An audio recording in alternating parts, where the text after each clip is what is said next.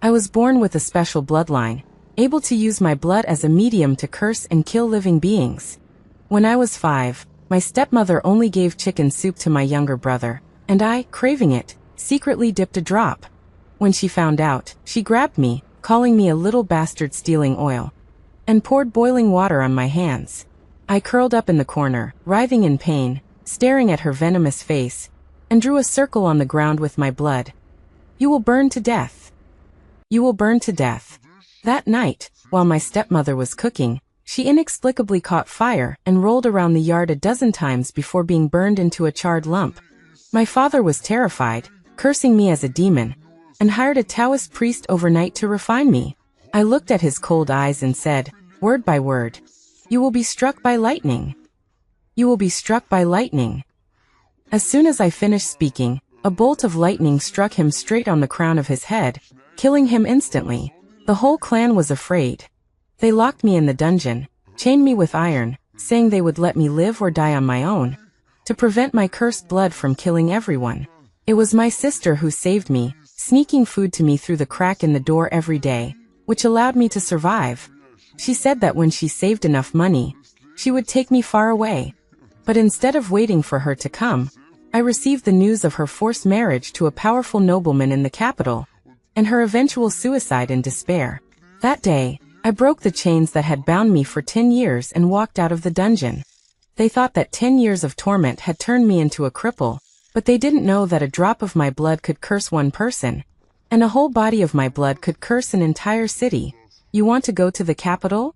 Elder Vance's withered fingers gripped his dragon-headed cane, his muddy eyes full of terror. You can't go. That's Lord Victor. He can crush our entire clan with a single finger. I hadn't seen sunlight for 10 years, my skin was a sickly pale, and the clothes on my body had long since turned into rags. The stench of the dungeon seemed to linger in the air. I looked at him, not speaking. The news of my sister's death was like a poisoned knife, churning in my heart. Lord Victor. I said the name softly, tasting blood on my tongue. Your sister didn't have the fortune. Marrying into Lord Victor's manor was a blessing she cultivated for 8 lifetimes. It's her own fault she couldn't think it through. It has nothing to do with anyone else. Elder Vance scolded sternly, as if to cover up his guilt. We've already locked you up for 10 years. What else do you want? Do you want our entire clan to be buried with your sister? I laughed. After 10 years of darkness, my laughter was hoarse and unpleasant, like sandpaper rubbing against rotten wood. I stretched out my thin fingers and used a fingernail to draw a bloody line on the palm of my other hand. Beads of blood gushed out. I don't want anything. I just want those people to pay the price. Elder Vance took a step back in horror, his cane tapping against the floor tiles. You demon. I dipped my finger in the blood and slowly drew a small, uneven circle on the cold ground. I only ask you, how did my sister die? My voice was very light, but it made the temperature of the entire ancestral hall drop. I told you she committed suicide. Is that so? I looked up and stared at his mouth. Then I curse you, from today onwards, every single one of your teeth will fall out, until you starve to death. Elder Vance's face turned pale, and he subconsciously covered his mouth. You dare? Do you think I dare? As soon as I finished speaking, he cried out, ouch, and spat out a bloody tooth from his mouth. Then came the second, the third. He widened his eyes in horror, looking at the teeth on the ground, his whole body shaking like a sieve.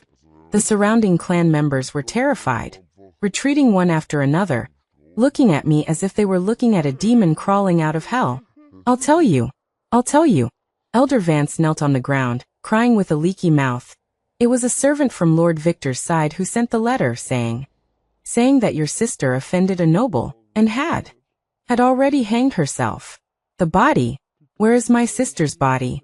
Lord Victor said she was an ominous person, and the body had already been thrown into the mass grave. Mass grave. My heart felt as if it was being clenched by a large hand, hurting so much that I couldn't breathe. My sister, who was so clean and always washed her clothes so they smelled good, ended up with no bones left. I stood up and stopped looking at the cowardly and selfish clansmen in the ancestral hall. The capital, Lord Victor's manor. I engraved it in my heart word by word. After I left, Elder Vance's desperate wails came from behind me. I knew that he would, as I had cursed him, slowly await death in endless hunger and fear. This is what they owe me. This is what they owe my sister. The capital was more prosperous and more indifferent than I had imagined. Wearing a tattered outfit, I was like a stain that didn't fit in, walking among the well-dressed people. Lord Victor's manor was easy to find. Vermilion gates, gilded plaques, and 2 imposing stone lions at the entrance, all of which showed the owner's power. The guards at the door were more imposing than the county magistrate in my small place, looking at me as if they were looking at a cockroach that could be crushed at any time. I can't force my way in. I walked around the high walls of Lord Victor's manor, looking for an opportunity. As night fell, I heard 2 servants preparing to change shifts chatting in the corner of the wall. Have you heard? Lord Victor is getting married again next month, marrying the daughter of General Manor. Tsk tisk, truly Lord Victor is like iron, with fleeting wives. How long has it been since that Grace died? That one, too stubborn, didn't know how to be obedient, deserved to die. I heard that her eyes were wide open when she died, very scary. That's right, I'd say this Miss Lydia is much better, obedient and compliant. Lord Victor tells her to go east, and she'll never go west. The stubborn and deserved to die person they were talking about was my sister, Grace. Anger burned in my chest, and blood ran rampant and clamored in my veins. I need to calm down. I hid in the dark and broke the tip of my finger with my fingernail. A drop of blood fell to the ground, silently seeping into the soil. I cursed this manor. Let the ferocious dogs devour their master. Almost instantly, earth-shattering barking of dogs, mixed with human screams, came from the backyard of Lord Victor's manor. They've gone crazy. Rex and Buster have gone crazy. Someone come quick. The guards at the door's faces changed, and they immediately rushed towards the backyard. Taking advantage of this moment of chaos, I, like a gecko, climbed up the wall and quietly flipped into Lord Victor's manor. Lord Victor's manor was very large, with pavilions, terraces, carved beams, and painted pillars, even more extravagant than I had imagined. Trusting my intuition, I avoided the patrolling guards and walked towards the most remote and deserted courtyard. That must be where my sister lived. The courtyard was small, overgrown with weeds, and a rusty copper lock hung on the door. I easily broke the lock and pushed the door open. A musty smell of dust rushed towards me. The furnishings in the room were simple, even Spartan. A thin layer of dust covered the tables and chairs. This didn't look like the residence of a master, but more like the room of a servant. My heart ached, and I began to search carefully. My sister was so smart. She must have left me something. In the interlayer of the bedboard, I found a small wooden box wrapped tightly in oil paper. Opening the wooden box, there were no gold or silver jewelry, but a thin booklet and a letter. The letter was written to me. Raven, greetings upon seeing this letter. If you are reading this letter, I may no longer be in this world. Don't be sad for me, and don't act rashly. Lord Victor is far more terrifying than you and I imagined. He is not a good man and I did not commit suicide. I accidentally discovered his secret of treason and colluding with the enemy, and he wants to kill me to silence me. I have hidden the evidence under the third Arhut statue in the White Horse Temple in the east of the city. Get the evidence, leave immediately, and never come back, never avenge me. Remember, live well. Treason and colluding with the enemy? I clutched the letter tightly, my knuckles turning white from the force. So it wasn't suicide in despair. She was murdered. I carefully hid the booklet and the letter close to my body, the hatred and killing intent in my heart almost swallowing me. Just then, footsteps came from outside the door, and a cold and arrogant voice that I would never forget. This unlucky house, burn it tomorrow. Throw everything inside out. It's Lord Victor. My whole body stiffened, and I immediately dodged into the shadows under the bed. Lord Victor, is everything taken care of? A fawning voice asked. Yes. Lord Victor's voice was emotionless. A disobedient thing, better off dead. He paused, then said, General Manor is pressing hard. There can't be any slip-ups for next month's wedding. Yes, your lordship understands. Hiding under the bed, I saw a pair of cloud-patterned brocade boots through the crack. The owner of the boots paced back and forth in the room, as if examining it. Grace's family, have they all been dealt with? Reporting to Lord Victor, They have all been dealt with according to your instructions. There's only one younger sister left, rumored to be a demon. She's been locked in the dungeon for 10 years, and is probably a cripple by now. A cripple? I sneered silently.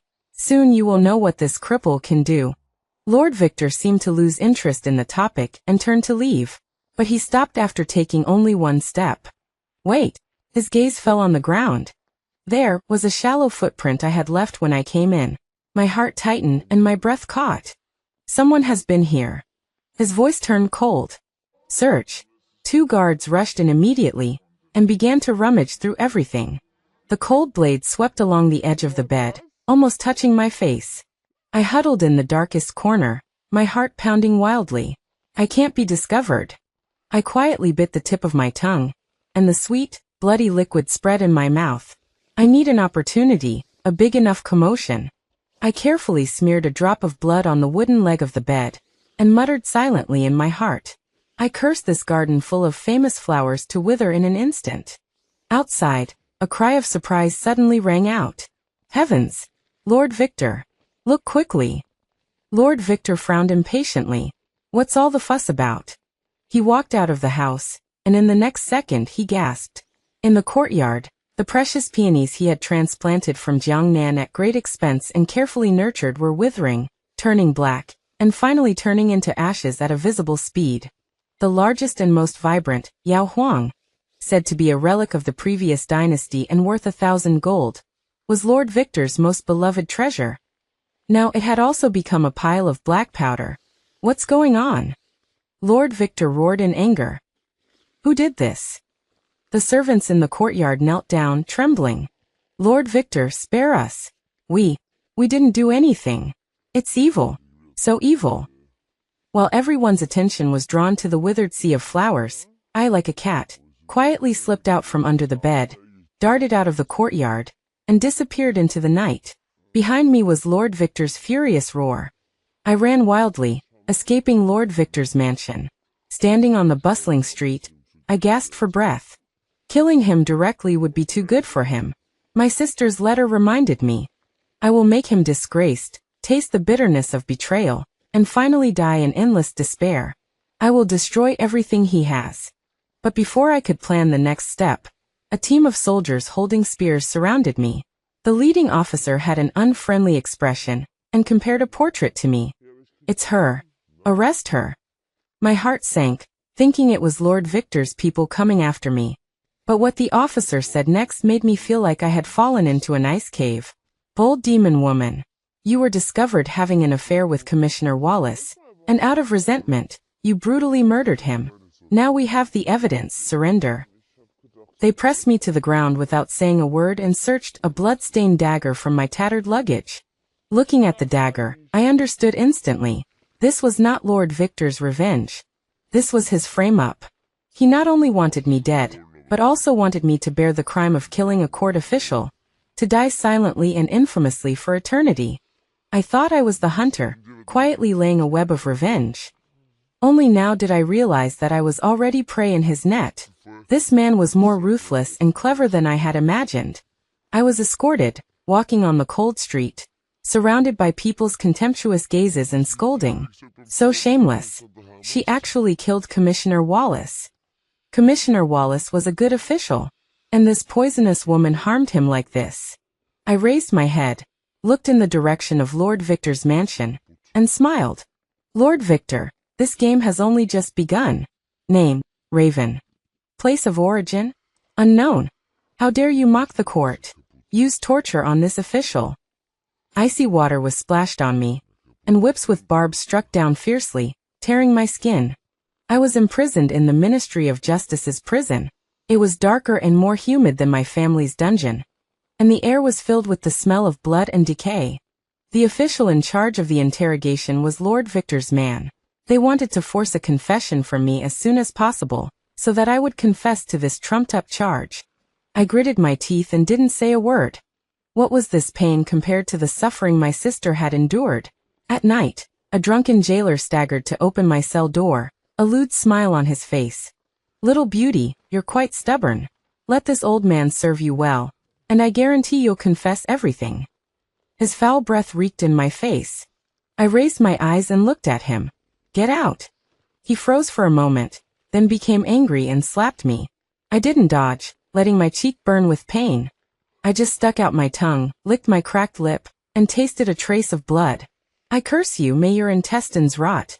May you wail for 7 days and die."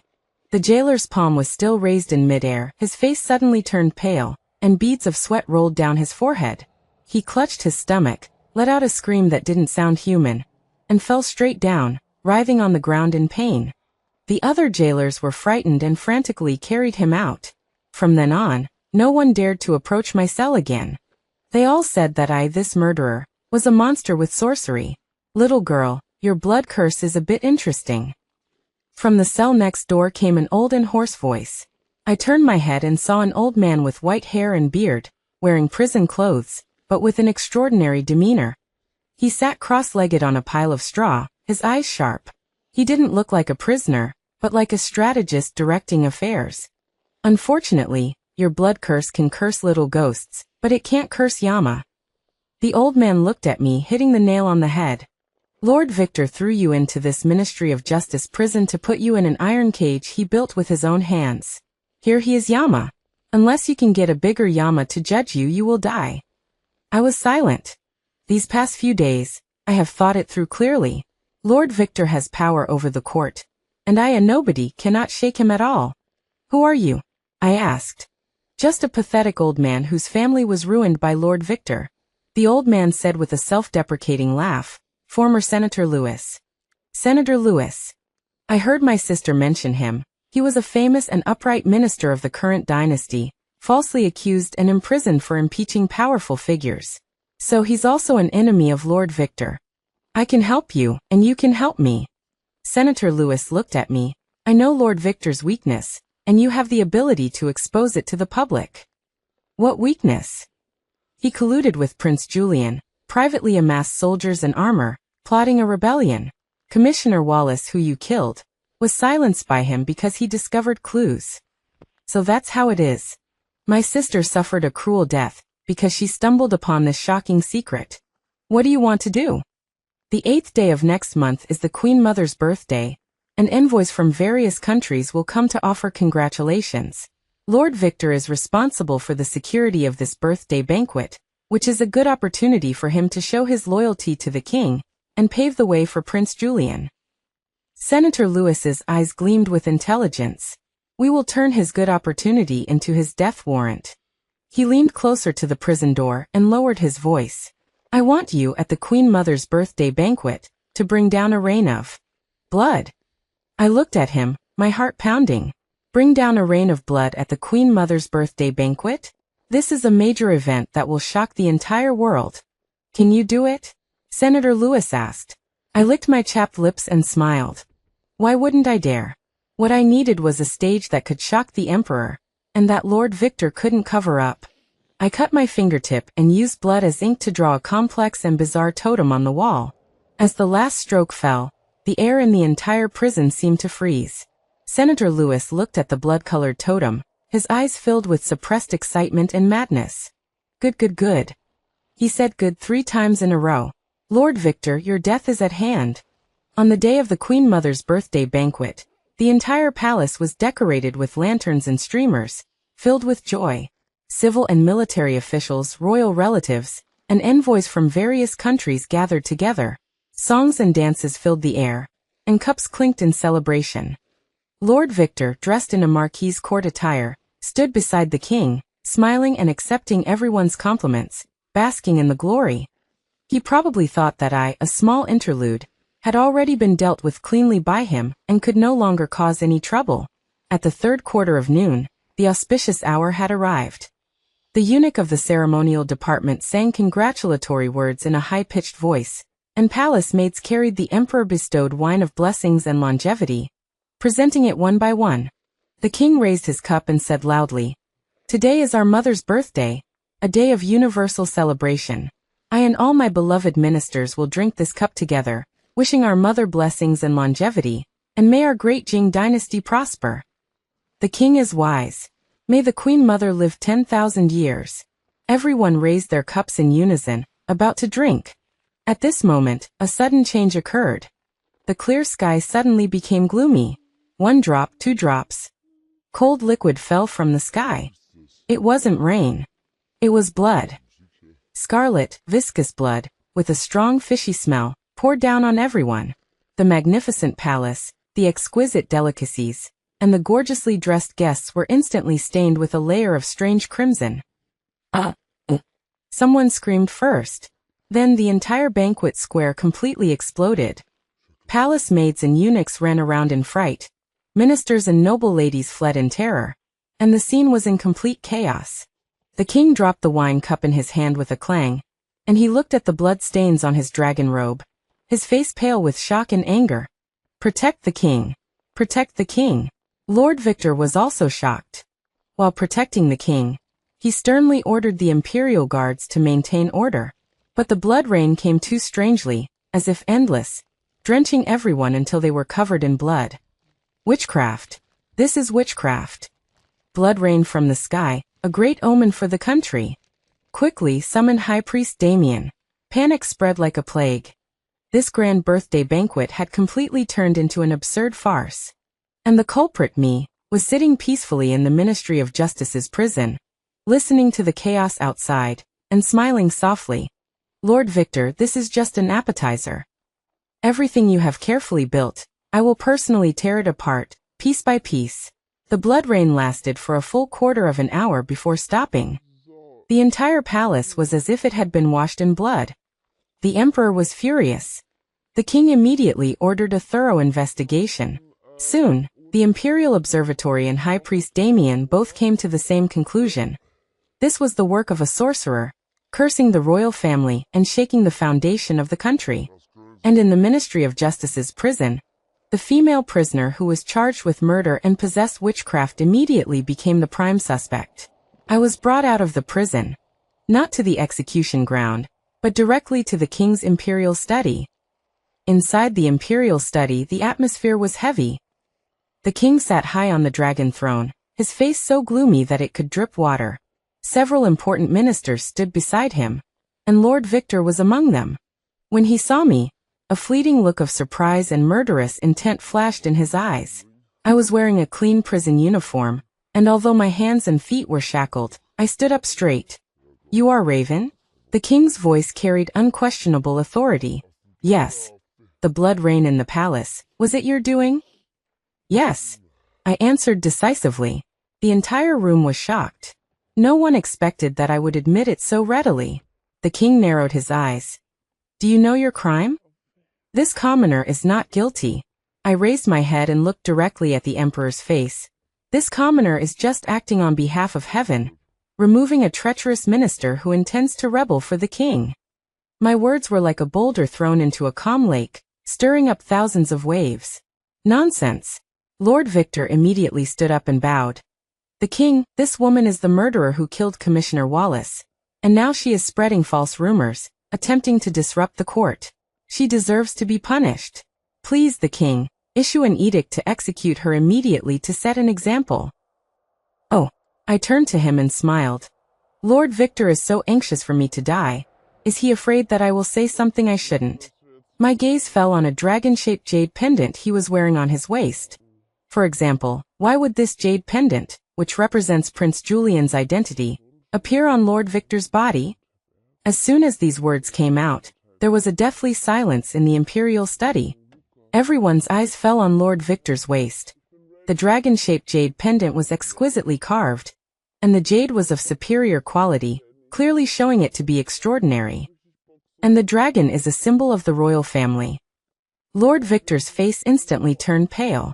He subconsciously wanted to cover the jade pendant, but he stopped abruptly, his movements incredibly stiff. The king, this is a trinket that Prince Julian bestowed upon me a few days ago. I have always been on good terms with Prince Julian, but that doesn't prove anything. He tried to defend himself, forcing himself to remain calm. Is that so? I sneered. Then how would Lord Victor explain this ledger? I slowly took out the ledger left by my sister from my bosom. Before I was brought to the imperial study, Senator Lewis had already secretly sent this ledger to my hand through his old subordinates. Bold sorceress. How dare you slander this marquis? Lord Victor was both shocked and angry, and almost rushed forward to snatch it. Present it. The king's voice was impossible to read, and carry irresistible authority.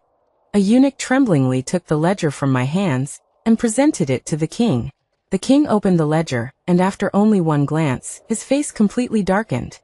He slammed the ledger on Lord Victor's face, making a crisp smack sound. Lord Victor! How dare you! On the records, it clearly documented Lord Victor's private trafficking of armor and weapons and selling of official positions with Prince Julian. Crime by crime. The evidence was irrefutable. Lord Victor plumped down on his knees, trembling like a leaf. Your Majesty! It's a setup. This is a frame-up by this Yalnir. A frame-up? The king laughed in his extreme anger. I would like to know, how could a weak woman imprisoned by you in the Ministry of Justice frame you? The powerful Lord Victor? It's because she knows sorcery. Everything she does is conjured up with magic. Lord Victor frantically pointed at me as if grasping at his last straw. Yes, it's magic. I found his death throes laughable. Your Majesty, whether or not I possess magic can be tested. I raised my shackled hands and bit my fingertip. I curse Lord Victor, may his 3 souls leave his body, his 7 spirits depart, to be driven to madness and idiocy, never to awaken. A drop of blood shot from my fingertip, swift as lightning, and disappeared into Lord Victor's brow. Lord Victor's body shuddered violently, and his eyes instantly became dull. He rose with a silly grin, dancing wildly in the imperial study, singing out-of-tune songs, sometimes crying, sometimes laughing, like a complete madman. Haha, I am the king. You must all listen to me. Beauty, come and dance for me. He even tried to grab the king's dragon robe. Everyone in the imperial study was terrified by this bizarre scene. Their faces drained of color. The king looked at the raving Lord Victor, and the last trace of doubt in his eyes disappeared, replaced by endless chill. He waved his hand, his voice weary. Drag him away, imprison him in the dungeons, and hold a joint trial by the 3 departments. He then looked at me, his gaze complicated. What reward do you desire? I seek no reward. I knelt down, my voice calm. I only ask that your Majesty redress the injustice done to my sister and restore Senator Lewis's honor. The king was silent for a moment. Granted. Furthermore, I have one more request. Speak. I wish to personally go to the burial mounds to retrieve my sister's remains so she can be properly buried. The king looked at me and finally nodded. Go. Under the escort of soldiers, I arrived at the burial mounds outside the city. Here, corpses littered the ground. The stench of decay permeated the air, and vultures circled overhead, emitting unpleasant cries. I couldn't imagine that my beautiful sister would be abandoned here in the end. My heart ached. I did not cry. My tears had long since dried up during my 10 years in the dungeons. I merely relied on the faint sense of connection in my bloodline, step by step, struggling to search. Finally, at the foot of a hill, I found a relatively intact skeleton. She was still wearing the lotus root-colored dress I had given her. The white jade hairpin in her hair was also still there. It was my sister. I reached out with trembling hands, wanting to touch her, but afraid to disturb her slumber. Sister, I've come to take you home. I muttered to myself, my voice hoarse. I carefully collected her remains, wrapping them in a clean white cloth. I held her, as if holding the most precious treasure in the world. Just as I was about to leave, a sinister voice came from behind me. Found your sister? I turned sharply and saw an unexpected person, Prince Julian. He was dressed in black, with a sinister smile on his face, followed by a dozen black-clad assassins. You have good methods, to actually bring down Lord Victor. Prince Julian clapped his hands. Unfortunately, your one fatal mistake was obtaining that ledger. You want to silence me? I held my sister's remains tightly in my arms, looking at him coldly. No. Prince Julian shook his finger. Killing you would be too much of a waste. If your blood curse abilities were used for me, great things could be accomplished. He reached out to me, his tone seductive. Why don't you follow me? Once I ascend the throne, you will be the protector goddess of the country, second to none. I can also help you avenge your sister's death. I know that Lord Victor wasn't the only one who truly killed her. What do you mean? My heart skipped a beat. Why do you think Lord Victor dared to so blatantly murder your sister? And why did he dare to directly condemn you? Prince Julian smiled meaningfully. Because all of this was permitted by someone. Who? My father. Boom. I was struck by lightning, my mind blank. Impossible. Why impossible? The smile on Prince Julian's face became even more cruel. Do you think that your family could have survived to this day, relying on the blood curse technique?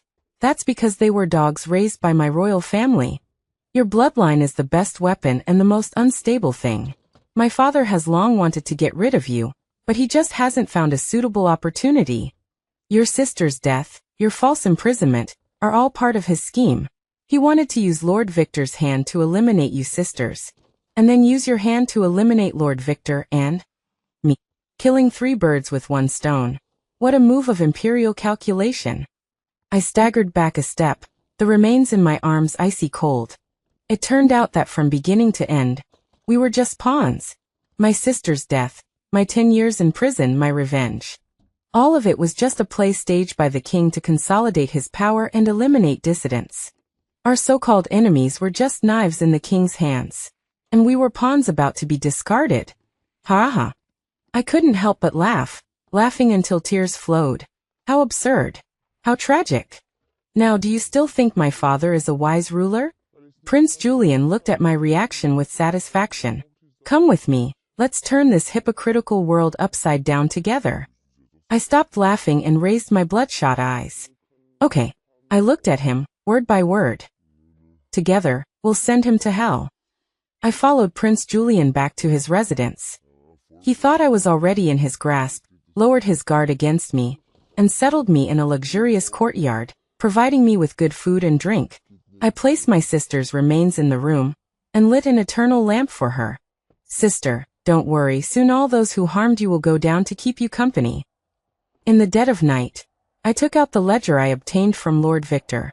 On it, not only were there crimes of Lord Victor and Prince Julian, but also some records about my family that I hadn't understood before.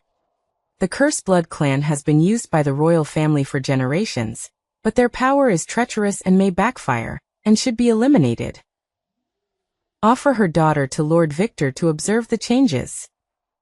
Black words on white paper, icy cold. Prince Julian didn't lie to me. Our clan was really just dogs raised by the royal family. And my sister was a sacrifice offered to the powerful, used for testing and consumption. My heart turned completely cold. The king, Prince Julian, Lord Victor, my family. None of them were innocent. This dirty world, this corrupt imperial power, should all be buried. I found Prince Julian. What does your highness want me to do? Prince Julian was looking at a map. Seeing me come, a hint of greed flashed in his eyes. It's very simple. The day after tomorrow, my father is going to the royal hunting grounds for the autumn hunt. At that time, the capital's military strength will be weak, which is the best time for me to act.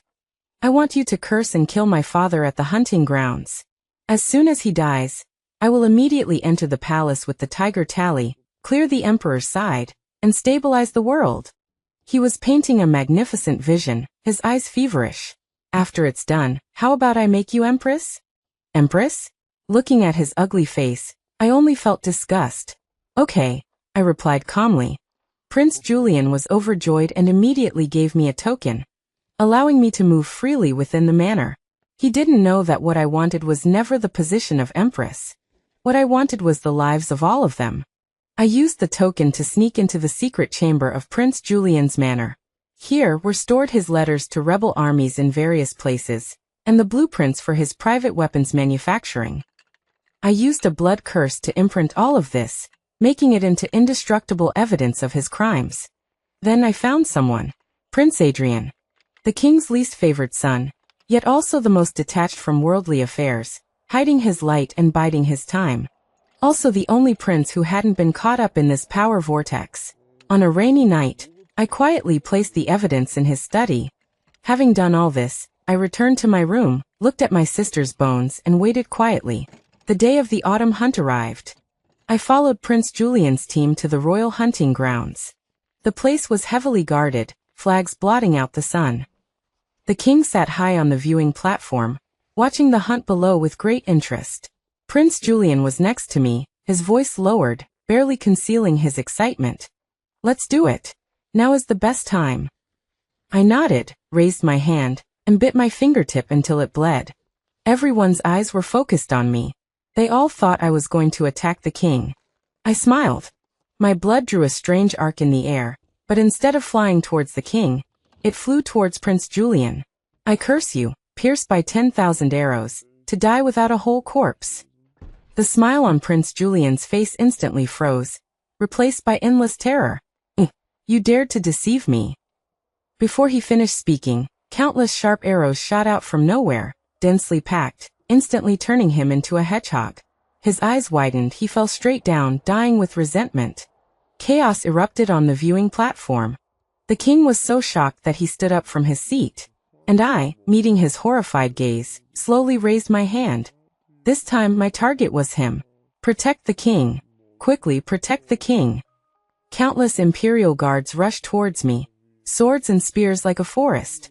I stood there, unmoving. The king, it's your turn. My voice wasn't loud, but it clearly reached everyone's ears. The king's face was devoid of blood.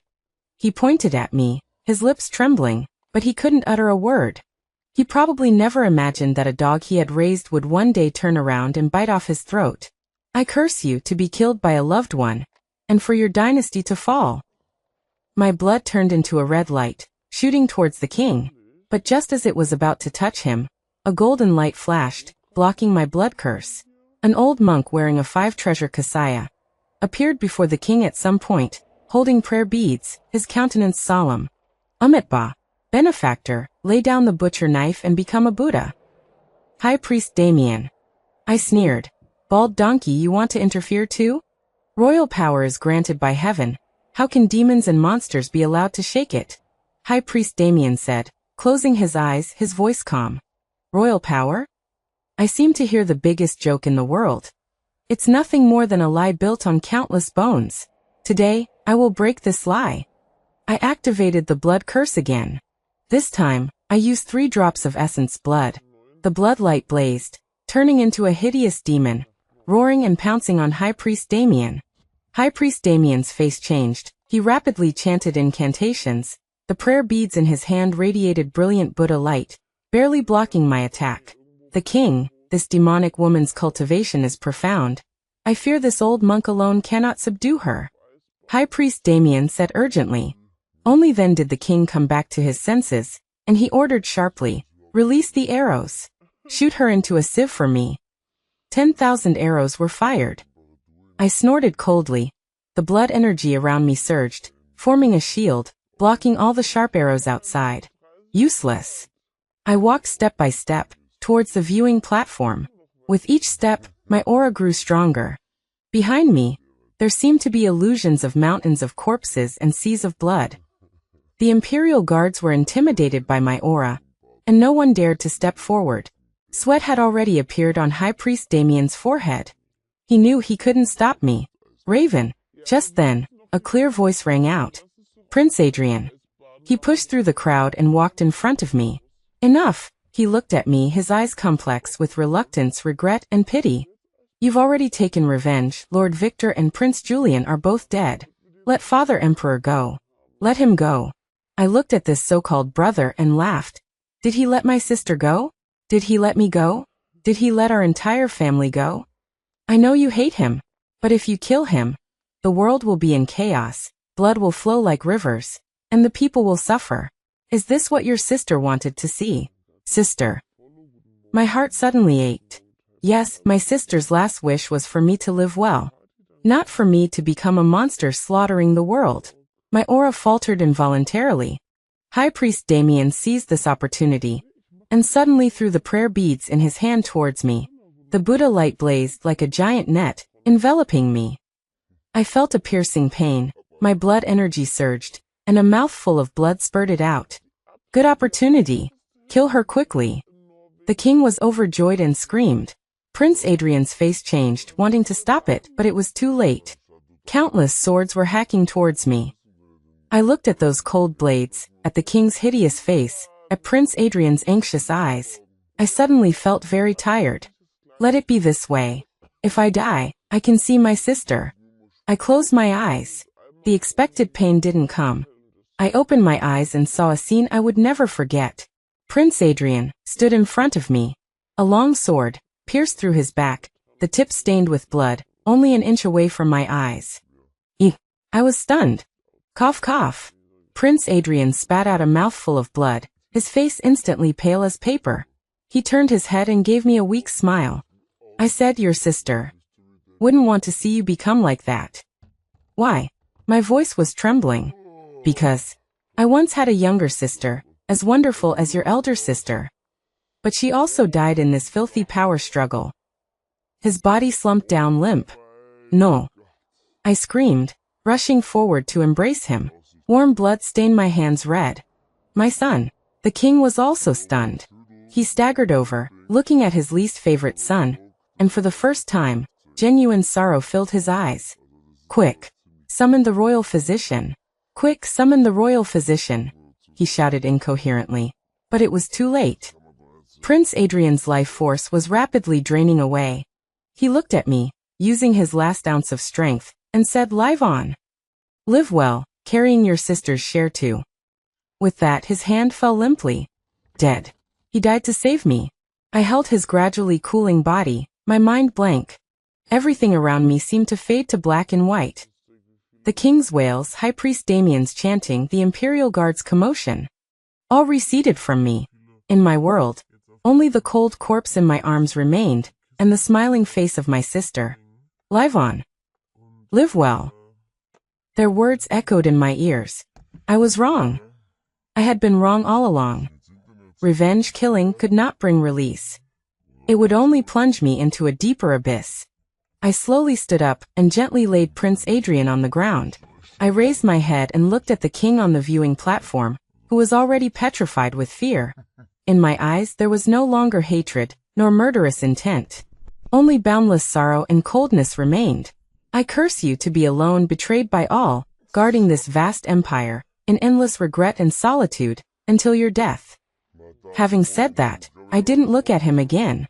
I turned around, picked up Prince Adrian's body, and step by step, walked out of the hunting ground. This time, no one dared to stop me. They looked at me as if I were a taboo, a god, a devil. I carried Prince Adrian's body back to the capital. That day, a light rain fell in the capital, as if weeping for the innocent prince. The king, because of my curse and the pain of losing his son, turned white-haired overnight and retreated into seclusion, no longer concerning himself with state affairs. The power in the court gradually fell into the hands of several regent ministers. The world was not thrown into chaos, but it lost its former vitality and became lifeless. I buried Prince Adrian and my sister together, in a picturesque place on the outskirts of the capital. I erected tombstones for them, one inscribed with the grave of beloved Sister Grace, the other inscribed with the grave of my friend Prince Adrian. I did not use his imperial status. In my heart, he was just a pitiful person like me, who had lost loved ones.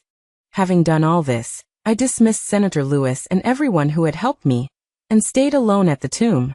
I built a thatched hut here, sweeping the tombs and weeding every day, living a secluded life. My blood curse was never used again. I thought my life would come to a peaceful end like this. Until that day, an uninvited guest arrived. It was High Priest Damien. He still had that solemn and dignified appearance, but he looked much older. "Benefactor, how have you been? What are you doing here?" My tone was calm, and I didn't get up. "This old monk is here to resolve your confusion." High Priest Damien sat down beside me, looking at the two graves. "Does Benefactor know why Prince Adrian saved you?"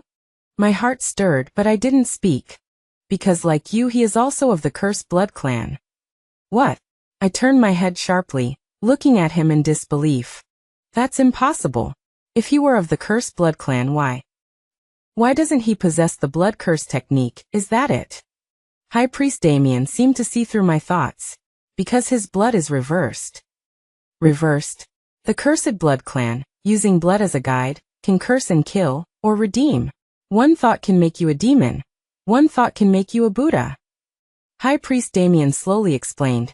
Your blood born of hatred is full of the power of destruction. And Prince Adrian's blood, born of love, is full of the power of life. He saved you not on a whim, but by using all of his life force to dissolve the curse and resentment on your body. Otherwise, that day when you forcefully activated the blood curse, you would have been devoured by the backlash and died. He did not die from swords but from saving you. I listened blankly, as if struck by lightning. So he didn't die because of some deceased younger sister. He died to save me, using his life to exchange for mine. Then why didn't he tell me? My voice was trembling. Because this is the destiny of the Cursed Blood clan. One positive, one negative, one life, one death, intertwined with each other. This is the way of heaven, unspeakable and unbreakable. High Priest Damien sighed. This old monk came today at Prince Adrian's request. Before his death, he asked me to give this to you. He handed me a brocade pouch. I opened it with trembling hands, and inside was a seed, an ordinary-looking black seed. This is the seed of life condensed by Prince Adrian with his last bit of life force. High Priest Damien's eyes showed a hint of awe. He said that your blood doesn't have to flow only for killing. Perhaps you can try to use it to do something else. Something else. I looked at the seed in my hand, and tears finally burst forth. I planted that seed of life in front of the graves of my sister and Prince Adrian. I learned from the feeling Prince Adrian left behind, trying to use my blood to water it, no longer with hatred and killing intent, but with longing, with gratitude, with love. The first drop of blood fell. The seed sprouted from the soil, growing a tender green shoot. The second drop of blood fell. The shoot grew rapidly, branching out, and blooming a flawless white flower. That flower, I had never seen before. It emitted a faint halo and a strange fragrance which calmed the mind. I stared blankly at the flower, as if I saw my sister's gentle smiling face and Prince Adrian's clear eyes. So, my blood could really create life. From that day on, I no longer guarded the tombs. I took that flower and left the capital. I traveled all over the country. I went to villages ravaged by epidemics, using my blood to cultivate herbs that could cure all poisons, saving countless people. I went to lands plagued by years of drought, using my blood to drip into the dried riverbeds, causing the rivers to flow again and all things to recover. People no longer called me a demoness, they called me Blood Bodhisattva. They built temples for me, sculpted statues of me, and worshipped me day and night. I never responded, nor did I ever stay. I was just a solitary traveler, atoning for my sins, and searching for the meaning of my life. Many years later, I returned to the capital. This place had changed completely. The king had long since passed away, and the throne had been passed on to a virtuous member of the imperial clan. The world was at peace, and the people were healthy and prosperous. Lord Victor's mansion had long been abandoned. It was said that Lord Victor had died insane in the prison, screaming in terror before his death. My family's ancestral hall was also covered in cobwebs, completely disappearing into the river of history. All sins and hatred have vanished like smoke. I came to the graves of my sister and Prince Adrian. Here, a sea of pure white flowers blooms, like a snowfield that never melts. I sat in the sea of flowers, smiling softly. The sunlight bathed me, warm and comforting. I reached out my hand, looking at the faded scars in my palm. Sister, Prince Adrian, I survived. And I'm living well. I no longer use blood curses. Because I discovered that the most powerful force in the world is not curses, nor is it slaughter. It is love, it is life, it is the courage to start anew after forgetting hatred. A drop of blood can curse a person. A body of blood can curse a city. But a single good thought can bring withered trees back to life and save all living beings.